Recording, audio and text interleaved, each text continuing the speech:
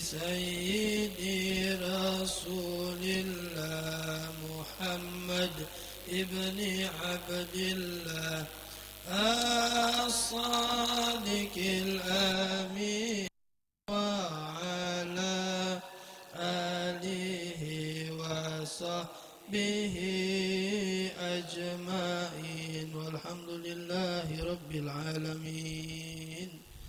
Bismillahirrahmanirrahim. Assalamualaikum warahmatullahi wabarakatuh. Alhamdulillahi rabbil alamin. Wassalatu wassalamu ala ashrafil anbiya'i wal mursalin Sayyidina wa maulana Muhammadin wa ala alihi wa sahbihi ajma'in. Subhanaka la ilma lana illa ma 'allamtana innaka antal alimul hakim wa tub 'alaina innaka antat tawwabur rahim. Ighfir lana warhamna wa anta khairur rahimin. Fansurna 'alal qaumil kafirin. Rabbi shrah li sadri wa yassir li amri wahlul 'uqdatam min lisani yafqahu qawli wa saddid lisani wahdi qalbi. Alhamdulillahi rabbil alamin. Ma'asyiral hadirin rahimakumullah. Alhamdulillah, bersyukur kepada Allah Subhanahu wa taala yang mengumpulkan kita pada malam hari ini dalam keadaan sehat walafiat, dalam keadaan taat pada Allah, dalam keadaan yang insyaallah menyenangkan hati baginda Nabi besar Muhammad sallallahu alaihi wasallam. Mudah-mudahan duduknya kita malam ini kelak akan menjadi saksi di hadapan Allah Subhanahu wa taala dan akan menjadi saksi di hadapan baginda Nabi besar Muhammad sallallahu alaihi wasallam. Amin ya rabbal alamin. Ma'asyiral hadirin rahimakumullah. Sore tadi Abuya Sesukri nelpon ana, mungkin beliau ada uzur, minta tolong gantikan malam ini. Jadi kita iakan permintaan beliau karena guru kita yang nyuruh. Jadi kita iakan, insyaallah mudah-mudahan kita galau-galau mendapatkan keberkahan dari Allah Subhanahu wa taala. Dan mungkin perlu kita latih.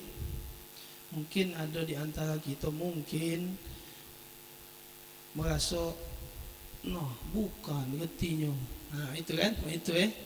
Ya ini masalah hati namanya kan. Bukan getinya. Aku tadilah siap-siap lah belagak-belagak minyak wangi nak salaman aku dengan Abuya. Getinya buyan yang datang nih. Ibarat gitu kan. Nah jadi di sini kita ngelatih hati kita, ya namanya guru dozo kan itu kan. Jadi biar hati kita bersati, pandang ini majelisnya Rasulullah. Itu intinya apapun yang kita hadiri majelis siapapun yang ngajarnya, selagi yang keluar dari mulutnya hadis Nabi, Al-Quran, sudah itu majelisnya Rasulullah sallallahu alaihi wasallam.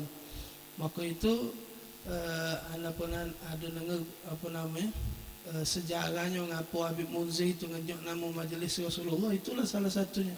Karena majelis beliau itu sudah terlalu besar sehingga mungkin perlu dengan surat menyurat segala macam izin. Itu beliau itulah yang cerita, rasanya ada videonya anda pernah dengar.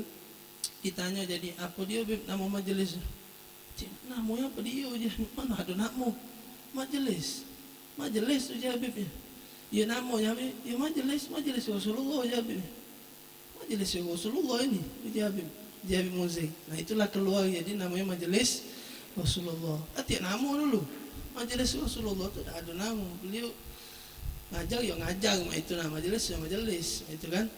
Ketika mungkin ada surat menyurat segala macam, karena mungkin mengganggu atau bukan mengganggu, perlu ditertibkan dan lain-lain, ya itu tadi kan. Nah, jadi kita pandang itu jangan macam dah senyap rayan lah macam iyo macam dengar itu kan mencanak ni orang itu kan. Iya.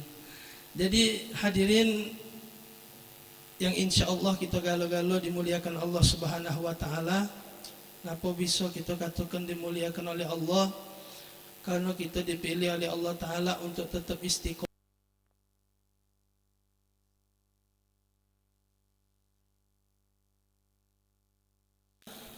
menjalankan salah satu bahasanya itu perjuangan baginda Nabi Muhammad sallallahu alaihi wasallam.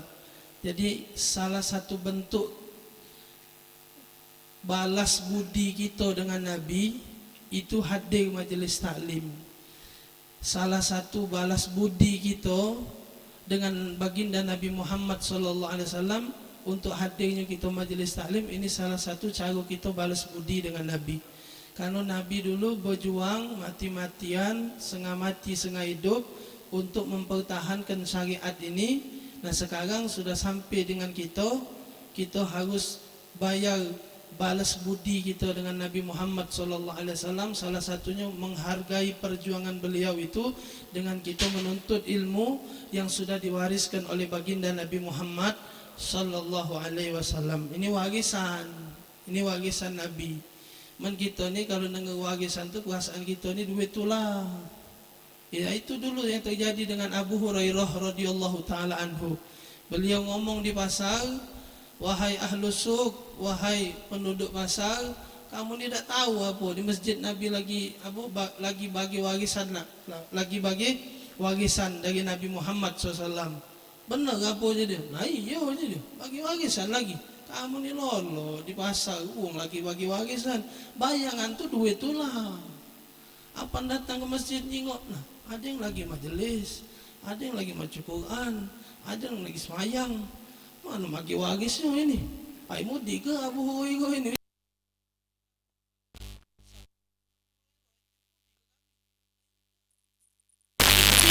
Ini bagi waris. Lah itu warisan Nabi itu. Warisan Nabi itu, anbiya itu tidak mewarisi dinaron wala dirhaman, tidak mewarisi harta, tidak mewarisi dinar atau dirham, tapi mewarisi ilmu dan ketakwaan dari baginda Nabi Muhammad sallallahu alaihi wasallam.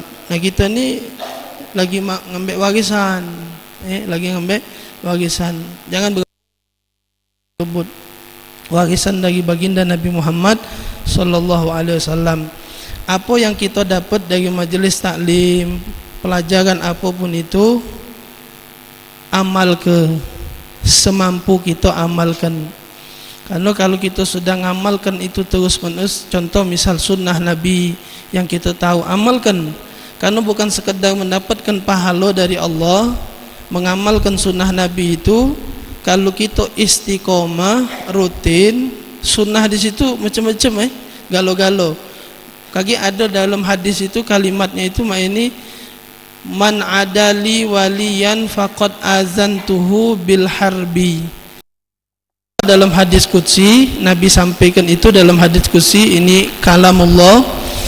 Kata Allah, barang siapa yang mengganggu kekasihku, atau kita nyebutnya dengan wali lah itu, berarti dia ngajak perang dengan aku je Allah.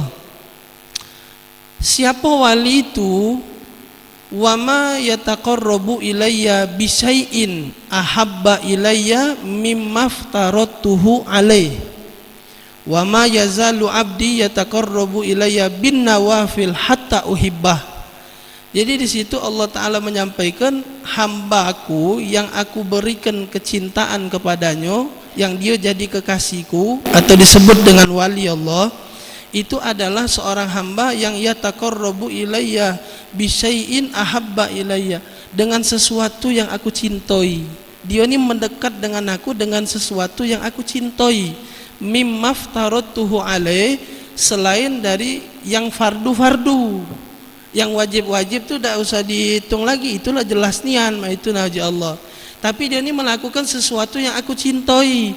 Apa yang dicintai oleh Allah? Disambunglah di situ, yataqarrabu ilayya bin nawafil, dia mendekatkan dirinya kepadaku dengan yang sunnah-sunnah. Hatta uhibba, sampai kapan? Kalimat di situ hatta uhibba di situ dak kata hitungan. Hatta tu sampai aku cinta, berarti terserah Allah kapan Allah nak cintanya dengan kita. Jangan kaget berbayang ngamal ke sunnah 40 hari jadi wali. Oh tidak, di situ dak katik kalimat 40 harinya dak katik. Ngamalkan sunat sekian puluh hari jadi wali. Tidak, tapi kalimat di situ hatta uhibba, sampai kaget terserah aku kapan aku nak cinta dengan dia. Balik-balik di situ berarti tergantung keikhlasan kita. Ngamalkan sunnah Nabi itu balik-balik dari hati kita. Nah di sini Allah Ta'ala nunjuk tahu dengan kita bahwasanya perbuatan sunnah itulah yang buat seorang hamba itu menjadi kekasih Allah.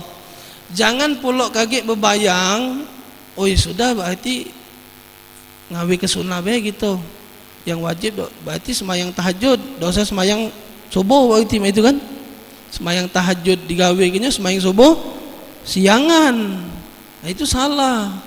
Seharusnya kalimat dari Allah itu kita pahami bukan artinya yang wajib tuh bukan tidak disintoi, bukan, tapi tidak masuk hitung lagi. Itulah jelas wajib itu, nah tidak usah ditanya ente itu gawe ke baik. Tapi ada sesuatu. Jadi mak ini kalau nak gambarnya biar lemak, digambarkan oleh seorang ulama, dicontohkan oleh beliau, ada bos itu lebih kurang ada sikap bos punya 2 ekor anak buah. 2 ekor anak buah disuruhnya beli buah-buahan, dinjoknya duit 50.000 sewang, beli ke buah-buahan 50.000 sewang. Datanglah balik anak buah yang pertama ngawak buah-buahan pakai parcel namanya yang dihias-hias tuh, nah buah-buahan. Kalau kita nak ke rumah sakit apa kita nak kemana misalnya dibuat belagak lah itu namanya parcel bahasanya, dibawanya berbentuk parcel. Nah yang anak buah kedua ngawak buah-buahan juga tapi makai kantong asoy, Nah inilah kalimat ahabba ilayya bisyai'in, dia ini melakukan sesuatu yang aku cintai, mimmaftaratuhu alaih, kalau yang wajib tak aku jingok lagi. Di situ menggambarkan bahwasanya yang buat seneng bosnya itu buah-buahannya apa namanya? Penyajiannya, buah-buahannya, apa penyajiannya yang disenangi oleh si bos. Nah, yang wajib itu buah-buahan. Yang wajib itu yang disebut dengan buah-buahan itu wajib. Semayang wajib, puasa wajib. Nah, yang sunat-sunat inilah yang disebut dengan penyajian dalam wajib. Salat maghrib, salat isya, tapi tidak semayang qobliyah ba'diyah, itu namanya ngawak buah-buahan pakai kantong asoy berarti kan, itu kan nyambung paham kan? Nah jadi ibaratnya itu. Jadi bukan masalah buah-buahannya, buah-buahan tetap digawa. Jangan kaget cak tadi semayang subuh tidak semayang tahajud iyo, berarti dia ini ngawak parcel kata isinya, itu kan nyambung Nah itulah kan lucu, apa gawe kau ngawak parcel, yang penting belagak bos saja dia, isinya yang nak ditegur tu bukannya bungkusnya ini buat aku seneng baik, jadi pantas ngawaknya itu lemak nyingoknya. Nah jadi itulah yang digambarkan oleh seorang ulama biar kita tergambar dan kita semangat untuk mengamalkan sunnah Nabi Muhammad SAW. Nah makna sunnah di situ sudah dijelaskan oleh Allah Ta'ala di awal tadi, sesuatu yang aku cintai. Jadi apapun yang Allah cintai yang berkategori sebagai berpahala kalau digawe ke ditinggalkan tak ngapo-ngapo. Dulu anak pun ada bercerita dari wong kampung, dulu ada namanya seorang wali di Sepolele itu biasa dipanggil dengan Habib Yayi, Habib Ali namanya, Habib Ali bin Abu Bakar Al-Kab, dipanggil dengan Habib Yayi. Nah kalau wong 14 sele yang tua-tua tu yang bercerita dengan anak, kalau wong 14 tu galak manggilnya Kiai Yayi. Nah wong yang cerita dengan anak masih hidup, mungkin umurnya sekarang hampir 70 tahun sudah, 70-an. Waktu itu dia masih kecil, dia cerita dengan anak, dulu kami dia kalau sudah parak maghrib kami nunggu di jembatan tu nah, jembatan 14 seling tu nah, yang simpang kelapa tu jembatan 14 seling, dari Ali Gatmi lurus ke kiri ke 16 seling ke kanan ni nah. Ini kan kalau ke kanan ni pacak ke 15 ele. Dulu uji beliau itu yang cerita dengan Ana, Kiai Yai itu atau Habib Yai itu ngajar di 15 ele. Tak tahu langgarnya langgar apa suluku salam mengkali langgar lama suluku salam tu. Mengkali langgar suluku salam. Nah Habib Yai itu ngajar sana, ngajar langgar. Jadi kalau pergi dari Polele itu lewat 14, lewat jembatan tadi. Nah, dulu kami kalau lagi kecil-kecil dulu malah sudah jadwal apa namanya Habib Yai tu ngajar kami jam 5 tu belum balik belum mandi tegaklah jembatan tu, jembatan tadi tegak nunggu Habib Yai lewat. Jadi Habib Yai ni artinya kalau lewat budak kecil ni ngumpul galau gek dinjuknya minyak wangi, dinjuknya duit, dinjuknya permen penuh kantong ni, memanglah digawak dari rumah, memanglah digawak aja dia. Dan itu istiqomah terus itulah. Sampai wak ini sampai tertua mainan. Sampailah tertua ini dia cerita dengan aku itu terus itu. Tak pernah tidak. Setiap datang, setiap lewat di situ pasti ada weh. Permen ada, duit ada, minyak wangi ada. Nah, bagiannya dulu cerita. Nah, itu kan menunjukkan bahwasanya sesuatu yang dicintai oleh Allah Taala, nyenangkan budak kecil. Nyenang ke budak kecil, ngenjui budak kecil, itu sesuatu yang kalau dilakukan berpahala, ditinggal ke tak apa-apa. Masuklah kategori itu berarti sunnah berarti. Karena melakukan itu berpahala, meninggalkan itu tidak apa-apa. Itu nah itu dilakukan terus. Yataqarrabu ilayya wa ma yazalu, terus menerus beliau mendekatkan diri dengan Allah dengan perbuatan tersebut sampai hatta uhibbah, sampai Allah Subhanahu wa taala cinta dengan beliau. Maka tu dapat gelar bahasa jadi wali. Nah, jadi ini menunjukkan bahwasanya mengamalkan sunnah bukan sekedar berpahala, tapi mendatangkan cinta dari Allah Subhanahu wa taala. Nah, kita kalau baca usaha ke kita amalkan sunnah-sunnah baginda Nabi Muhammad sallallahu alaihi wasallam. Terutama tak usah ini dulu, hebat-hebat dulu. Sehari-hari. Terutama di rumah. Makan, Nabi ngongkon tu duduk, sunat Nabi duduk, makan duduk. Makan pakai tangan. Jangan pakai sendok di rumah. Kalau di luar taruh kelah, mungkin kita apalagi kondangan di gedung, lang kesegunya kali jingok wong takoannya ni misalnya taruh kelah. Tapi kalau pacak itu lebih hebat. Nah, maksud ana tu ana ngajak sama-sama ana pribadi dan kita galo-galo di rumah ni nah, tekankan nian, hidupkan sunnah Nabi. Jangan pakai sendok makan. Ini kadang nak di hati makan telok mata kebo tu nah. Pakai sendok, pakai garpu.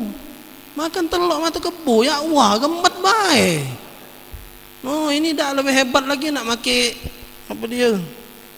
Pisau pula no, cocok dengan garpu. Telok mata kebo itu tu. Gemat-gemat situ pakai tangan, lang sagonya. No, ini pakai tatak aniler pula. Berduit, pecah itu berduit kan. Sudahlah nah, hidup ke sunnah Nabi di rumah. Terutama di rumah hidup ke makan pakai tangan. Ajarkan dengan anak kita. Anak kita makan sambil berjalan, duduk nak, jangan tegak, suruh duduk walaupun dia masih kecil, mungkin duduk nak, jangan tegak. Makan tangan kanan, jangan makan tangan kiri.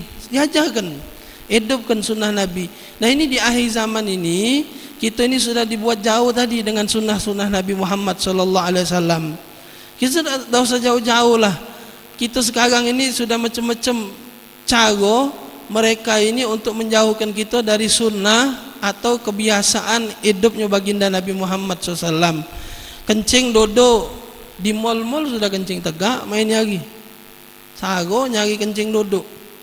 Benda tu duduk pakai sapam situ kencing di mall, berjejer di mall, no kencing berjejer. Bahkan ada apa namanya masjid ada masjid kencing tegak, dibuat kencing tegak. Padahal masjid harusnya kan, ya tak tahu kali masjid dulu kali zaman dulu kan sebelum ada majelis kali masjid tu kan, tak tahu di masjid mana itu kan, sini dah, sini duduk sini, ngepor sini bukan duduk lagi. Nah, ini masjid lama ini dari zaman lama sudah. Ana dulu juga pernah dengar cerita dari almarhum Taufik Hasnugi. Tak tahu apa saat itu baik waktu beliau nyingoknya atau memang itulah kebiasaannya. Dulu ada namanya Habib Muhammad bin Hamid bin Syekh Abu Bakar bin Salim atau dipanggil dengan Habib A. Uji Taufik Habib A tu Ilham duduk pinggir sini lah kalau sembahyang Jumat je dia. Tak tahu tapi anak apa waktu itu dia nyingok atau memang rutin memang itu kalau khotib salah uji Taufik itu tongkatnya tu duduk sini, gebuknya di sini. Pakai tongkat kalau khotib salah. Habib A kan tak boleh ngomong kalau negara khotib salah. Apa dia kata mubalignya? Idza qulta li sahibika ansid wal imamu yaktubu yaumal jum'at. Tak boleh ngomong, tapi khotib salah. Itu kata Taufik apa tak geger dengkul je dia. Habib A bawa sini. Kita khutbah salah gebuk kita ongkat tak geger bocok tu. Untung dah terduduk baca. Jadi berkat ini masjid, wali banyak semayang di sini. Jadi kita kalau hadir mayang sini, mayang di mana be, apalagi masjid-masjid berkah, masjid-masjid lama yang dihadiri oleh pernah disujudi dulu oleh aulia solihin. Jangan sekedar solat tapi niat, ya Allah aku minta keberkahan seluruh wali yang pernah hadir dan solat menyujudkan kepalanya di sini ya Allah. Itu. Jadi ini berkahan dari Allah Subhanahu wa taala. Nah, jadi balik tadi cerita sunat tadi, amal ke sunnah Nabi tu di rumah. Macam doa apa namanya? Doa makan misalnya atau masuk WC kaki kanan kaki kiri, keluar WC kaki kanan, nak tidur maca doa, bangun tidur maca WA. Benar tak? Maca WA. Jadi itulah namanya tadi kan, tidak ngamal ke sunat tadi kan. Nah kebanyakan kita memang itulah, tidur maca doa, apan bangun maca WA. No, ngabo lagi apa? HP ini tadi. Nah ini salah satu bentuk kita menghargai perjuangan baginda Nabi Muhammad sallallahu alaihi wasallam. Amal ke? Karena memang Nabi itu diutus memang untuk dicontoh. Jangan nyontoh wong lain, jangan nontoh wong lain. Contohlah Nabi Muhammad yang dipakai syariat Nabi, bukan wong lain, bukan syariat lain. Nah, ini hari lah berani sudah, syariat Nabi lah berani pak digesek-gesek sudah. Aku pernah ngisi ceramah di di acara pengantin di gedung. Di gedung itu pokoknya kalau acara tu pecahnya jam 12 harus berhenti gedung jam 12 pokoknya matilah gancang, pokoknya stop itu nah kalau di gedung pecahnya. Karena anak ni kalau ceramah tu kadang ya namanya ceramah ni di belakang koretan maksudnya itu kan. Nah jadi kapanlah sudah ceramah tegak MC tu kalau ngomong dengan kita, Ustaz jam 12 habis. Seringnya macam itu, berarti jiku di gedung ni mak manalah ceritanya pokoknya jam 12 tu berhenti. Pernah anak sekali ceramah itu 5 menit cuman. Bayang ke ceramah di gedung 5 menit. Jadi tak apa 5 menit. Jangan kau potong itu. Palak kau kejenggut ke? Nah ibaratnya tu iya tak apa 5 menit lanjak ke. Tapi 5 menit ni kan kebanyakan. Nah pernah sekali acara ni tadi banyak dihadiri wong-wong hebat lah itu nah. Ada kepala kepala dewan, kepala direktur segala macam. Sambutan banyak gini kepala bapak sehari itu. Bapak-bapak ni kan banyak hadir kepala-kepala ni kan. Nah jadi sambutan. Nah sambutan segala macam, pecahnya panjang cerita ni tadi kan. Akhirnya ada sikok wong yang marahi wong yang duduk di sebelah nah. Itu ustaz yang jadi bakal maca Quran, qori. Nah budak itu marahi siapa nama budak tu kalau istilahnya kalau panitia di gedung tu apa dia namanya? Yang galak bagi kuping-kuping ni nah. EO iyo panitia itu tu. Bahasa Inggris jadi kan kalau di gedung, kalau di kampung panitia nyebutnya. Kalau di gedung berubah jadi bahasa Inggris dia EO. Panitia itu tu, bahasa kering itu. Nah, dia ni nama agak tadi. Dia mesej ustaz yang sebelah nah, ustaz aja dia, maaf aja dia. Ngajinya kita batal ke aja dia. Tapi amplopnya ada aja dia. Gua ngajar gua jago ni. Budak ni gua ngajar. Ngapa dia ngomong macam itu? Ngapa ngaji dibatal ke dalam hati anak? Ngapo? Gara-gara panjangan tadi nah. Panjangan gino, banyak gino sambutan. Lagi takut dak ini dak dapat menggalikan ngaji ini digesernya dibatalkan nyo. Jadi amplopnya ada. Kurang ajar aku pelecehan ini. Ini syariat Nabi. Quran ini Nabi ngawak Quran ini setengah mati setengah hidup. Nyawa dipertaruhkan oleh Nabi dulu. Nah, ini digeser. Nah, yang lebih ngenek ke di hatinya ini lagi, habis sambutan itu nyoget mau meri. Ujiku ngapa dak mau meri ini yang digeser? Ngapa ngaji ini yang digeser? Ujiku hebat berarti syariat mau meri ini lebih hebat daripada syariat Nabi. Siapa yang awak mau meri ini? Kok bisa ngaji baca terbatal mau meri dak? Dalam hati aku hebat ujiku. Nah, ingatlah main hari. Dak selo dua selo pokoknya kapan nak pengantin mau megi, nak di kampung, nak di gedung, nak selogot be lagi masih nak mau megi. Bocok dam lo. Untung nak gobo bocok tu. Nah, pecahnya mendak mau megi kawin ni main hari, mendak mau mati pecahnya kawin. Sangkin kenyo tadi tu. Nah, inilah yang terjadi ni. Perlu kita apalagi kita keluarga kita kalau baca ya kita ni sebatas berusaha be. Wong nak dengar apa tidak terserahlah. Apalagi ada di keluarga kita. Njuk tahu. Usah mau megi. Pokoknya jalan ke be mak kaya zaman dulu tu lah nah. Atik mau megi. Menak nari-nari sudah nari-nari lah, nari tangga segala macam Maksud aku mau megi ini nah. Pedio, maki ada pula pedio daupes. Habis mau megi tu nak daupes pula. Uji aku ya Allah, langkah lamonyo aku nak ceramah. Kaget uji dia, bapak-bapak, ibu-ibu kaget dilihat ya di tempat duduk anda itu ada kartu. Tegaklah di kongkong tegak. Aku nandak tegak, bejolah sana dah. Kongkong tegak dulu nyingok bangku lah kena menyo je aku. Nah ini nah, syariat dari mana model ini?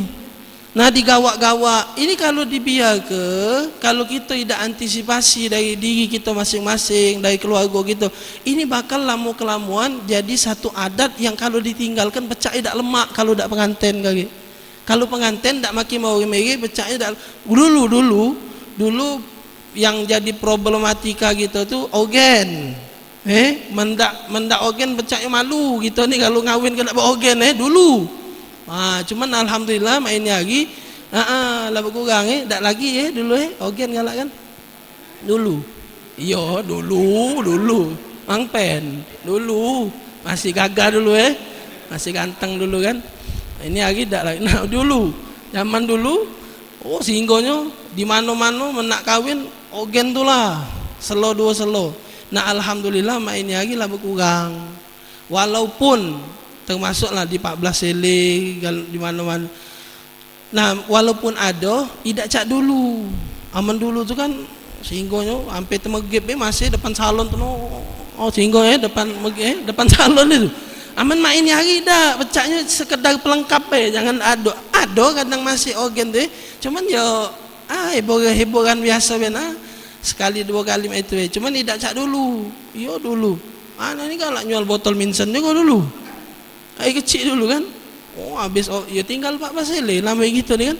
Melok lah dengan kawan dulu Aman habis wong ogenan tu ngumpul di botol minsen dulu.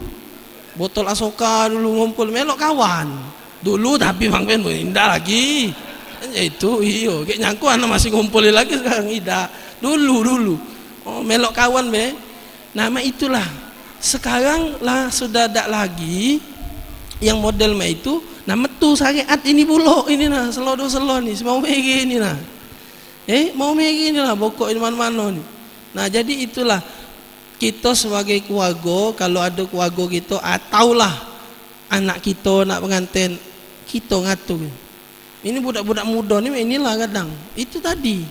Lagi ada ini pula. Apa dia yang kawan dia pakai baju sama tu nah. Apa dia namanya kayak nguntal bunga pula apa dia nah. Bridesmaid apa bridesmaid apa namanya? Bridesmaid apa tak reti lah macam-macam sekarang bridesmaid lah macam-macam Ada kan itu kan?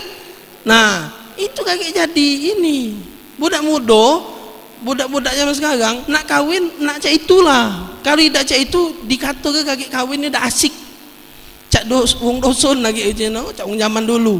Sekarang itu tahan beli baju samu-samuan nak jadi bridesmaid ini tadi nah si bridesmaid ini tadi Nah itu harus kita putuskan. Jangan kaget kalau sudah jadi adat, muhakama jadi dia.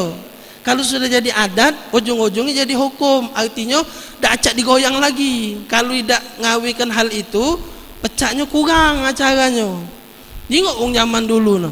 Aku ingat dulu cek-cekku kalau kawin dulu maca Quran, hataman Quran. Wadduha, gek disimaki oleh nyai-nyai tua-tua ni kan. Oh, wadduha kalau macam zaman dulu. Mak ini hari hilang sudah. Boro-boro nak wadduha, ngaji lagi nak baca. Yang nganten tu. Ngaji lagi nak baca mak ini hari. Mak tu ada ketip ngomong dengan aku, "Ustaz, jiku ngapo aku mak ini hari pening Ustaz ngawin ke budak. Ngapo je aku? Apa nak kahwin lagi kamu je?" Tidak je dia. Aku tu pening budak ni mak ini hari kahwin dikongkon macu syahadat lagi tak baca. Pecah orang baru masuk Islam Ustaz. Kalau dikongkon macu syahadat asyhadu alla ilaha illallah. Mak mano macu syahadat Islam. Asyhadu alla ilaha illallah. Illallah mano? La ilaha illallah apa? Macu syahadat lagi tak baca ini hari. Tengok. Nah ini harus perlu kita apa nama itu? Kita perhatikan hal-hal yang model macam ini. Nah dari diri kita, anak kita, yang sekitar kita, jangan sampai tak baca ngaji. Iyo. Nah mungkin ini di zaman kita yang umuran-umuran kita menggali yang model macam ini. Nah ini perlu kita perhatikan keadaan di akhir zaman. Jangan sampai kaget nyakitkan hati baginda Nabi Muhammad sallallahu alaihi wasallam. Itu jelas loh. Yang ngeseng-ngeseng mak itu, ngeseng ngaji tahan mau mereda, itu jelas nyakitkan hati Nabi itu. Anak tak ada nak ngomong ke si apa dia tadi yang koping tadi tu, si EO tadi tu, tidak. Aku tak ngomong ke dia. Ya kalau dia tak tahu atau dia tak ngerti namanya, dia dimaafkan oleh Allah. Apa bisa jadi dia disuruh, terpaksa disuruh oleh wong, karena dia panitia kan, mungkin disuruh pocokan, terpaksa. Ya sudah, dia tak berdosa. Karena dalam hadis Nabi kalau yang dipaksa itu tak berdosa. Apa dalam hadis Nabi katakan, innallaha tajawazali an ummati al khata wan nisyan wa mastukrihu alaih. Kata Nabi, sesungguhnya Allah itu memaafkan, mentoleransi hambaku. Yang pertama kalau dia melakukan kesalahan tak sengaja. Yang kedua kalau dia lupa. Yang ketiga, wa mastukrihu alaih, kalau dia melakukan hal itu karena terpaksa, dipaksa. Jadi kalau kita melakukan apa namanya hal sesuatu yang salah tapi tidak sengaja, tidak berdosa itu nah. Dicontohkan misal ini, misal apa nama itu, ada mangga misalnya di pohon nah dibabitnya oleh budak itu, nak mabit mangga biar mangga tu nyampak kan, nak ngambil mangga. Nah dibabitnya lah maki batu bata tu kan, biar kena ni kan. Kalau batu kecil tak kena je dia, batu bata ni lah musuhnya. Nah tu empat mabit, ngertinya ada wak-wak duduk bawah batang itu. Mangga tu tak kena, palak wak itu yang bocor. Subhanallah, mati. Ya bawaan tua tadi kan, tak baca kena senggol. Man senggol mati. Cara tua ni tadi kan, ninggal lah ini, masuk masak ninggal. Dosa tak pada itu? Tak ada berdosa. Kalau ditanya berdosa apa tidak berdosa dia, kecuali unsur kesengajaan atau kelalaian itu kan. Tak tahu ada wak itu, masih kau gotok maki batu batam itu kan, itu tak tahu dia tu, dia tak tahu. Wak itu singitan kali kan, pohon besar kan, wak itu singitan mabit kena wak itu, matilah wak itu, tidak berdosa. Tapi kalau hukum dunia, yo jalan ke hukum dunia itu nah. Dia ditangkap polisi atau mana, ya itu urusan. Jangan bawa hadis ngomong dengan polisi kaki. Allah lagi maafkan aku, no mana baca, mana kena kau ngomong itu kan. Ini masalah dosa atau tidak. Kalau tak sengaja, Allah tak ada menghukum dia, tidak berdosa ente itu naja Allah. Ana maaf ke itu nah, karena tak sengaja. Nah kalau yang kedua, nisyan, lupa. Semayang misalnya lupa ni yang semayang ni bukan cecak lupa. Nah habis tu baru teringat, berdosa tak? Misal Zohor nah, contoh misal dia ni pergi dengan kawannya, uji kawannya tadi tu dah usah stop lah kita ke masjid, nanggung. Ngapo? Kita ni sampai jam-jam 2 lah, setengah 2 sampai rumah. Maksud aku tu sudahlah kita sampai ke rumah bila semain Zuhur je dia. Nah kawan ni tadi kebiasaan solat di awal waktu. Jadi pas diajak model itu tadi sampai rumah karena kecapean lupa semayang Zuhur.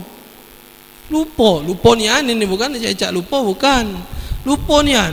Akhirnya masuklah waktu asar, semayang asar, cak biasa dia.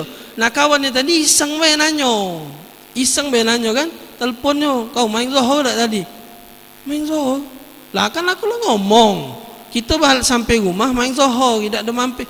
Nah, tidak semayang aku tadi je dia. Lupa. Berdosa tak? Tak ada berdosa. Tapi tetap dikodok. Jangan kaget. Biarlah Allah maaf ke kita juga. Tak apa, lupa aku ni. Jadi tak semayang? Tak usah lah dimaaf kau oleh Allah. Kacau itu. Mayang itu tetap. Namun semayang kau kodok, kaget kodok. Nah lupa. Sambut dengan puasa. Makan. Lupa. Tak apa-apa. Lupa lah. Man kalau 3 piring, mana ada lupa 3 piring. Makin nambah kuah pindang pula ngerum. Aja, itu bukan lupa namanya. Itu namanya lah kepalangan lupa. Itu nah. Dia tu teringat. Lanjak lah je dia. Nah, kalau itu lain lagi cerita. Ini lupa ni nah, lupa. Bahkan kalau di bab puasa tu kalau nyengok wong makan tu jangan cepat-cepat ditegur.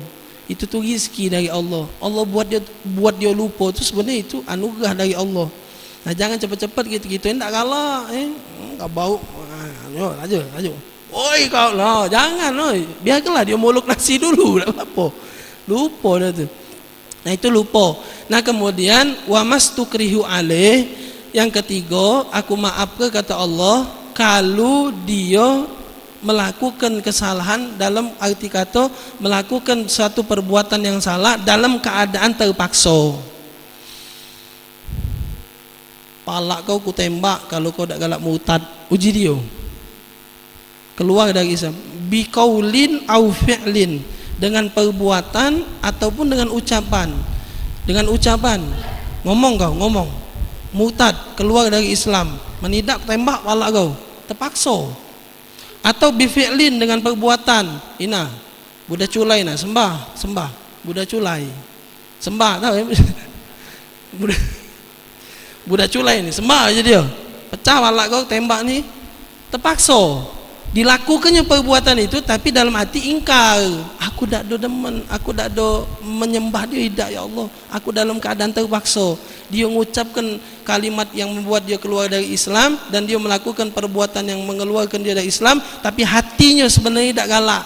Dan itu dikatakan oleh Nabi, tidak ngapo-ngapo, tidak kafir dan tidak berdosa. Terpaksa. Tapi terpaksanya ni ada levelnya tadi. Mati ni sudah ni. Mendak digawe ke mati ni. Bukan sekedar disuruh-suruh baik. Murtad kau misal. Kalau kau tak murtad tak kunjuk beras kau 10 kilo ni. Misalnya kan. Inilah kalau ada beras 10 kilo. Ada minyak pautun 2 liter. Minyak pautun 2 liter, gula, garam, mie 10 bungkus, Indomie ni mie goreng Indomie.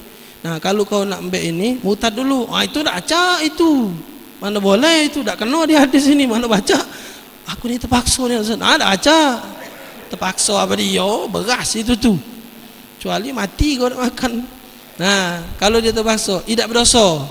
Tidak berdosa. Tapi iza kana yuqtal kana afdol. Iza sobaro, kalau kau sabar, kau tahan ke, tak galak kau murtad walaupun dipaksanya, tak galak kau melakukan hal yang buat kau murtad atau mengucapkan perbuatan yang murtad, kau tahankan sobaro hatta yuktal, sampai kau terbunuh, kan abdol, sampai kau terbunuh itulah lebih abdol. Jadi dua pilihan. Jadi lemak kita ni kalau kita faham Jadi ini bayangannya.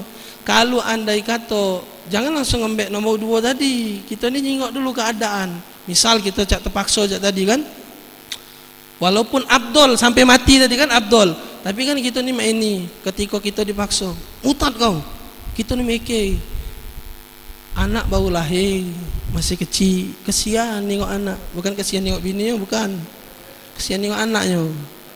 Nah, kaki aku mati, biniku jadi jando, banyak budak ni ngebut dia. Nah, pikiran langsung dia kan. Nah, bukan ngomong gitu, ngomong kan anak sian baru lahir kalau macam.